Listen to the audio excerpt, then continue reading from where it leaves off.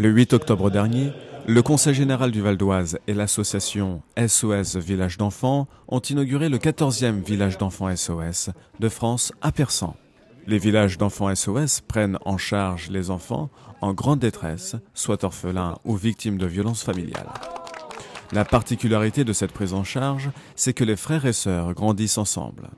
Nous leur offrons un accueil qui est un accueil de type familial, dans une maison qui devient la leur, qu'ils s'approprient, qu'ils organisent, qu'ils orientent, qu'ils ornent comme ils veulent. Et cette maison devient leur lieu de sécurité. La maison, un enfant a besoin d'une maison, a besoin de murs pour se sentir protégé.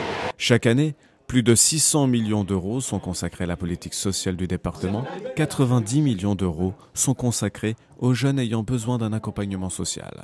Parmi toutes ces compétences, il y en a une qui est tout à fait essentielle, c'est l'aide sociale à l'enfance, parce que ces enfants qui sont en risque ou en danger, qui sont dans des familles fragilisées, ils font partie de toute l'enfance, de toute la jeunesse de notre pays. Ils sont notre richesse et il est de notre devoir de leur permettre de s'épanouir dans les meilleures conditions.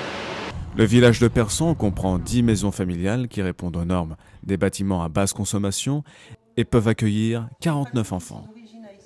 Chaque mère SOS élève jusqu'à 5 frères et sœurs dans la chaleur et la sécurité d'une vie familiale.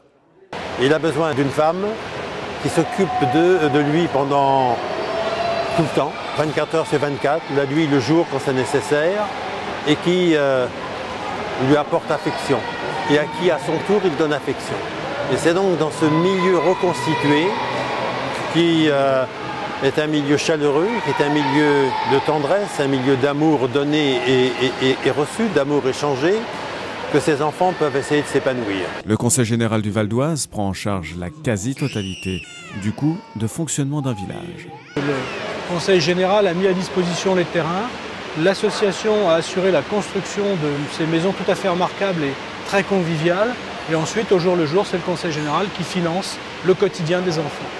Pour faire de cette initiative une réussite, tous les acteurs de ce projet ont travaillé main dans la main pour que ce village voie le jour et que 50 enfants puissent grandir dans des conditions humaines.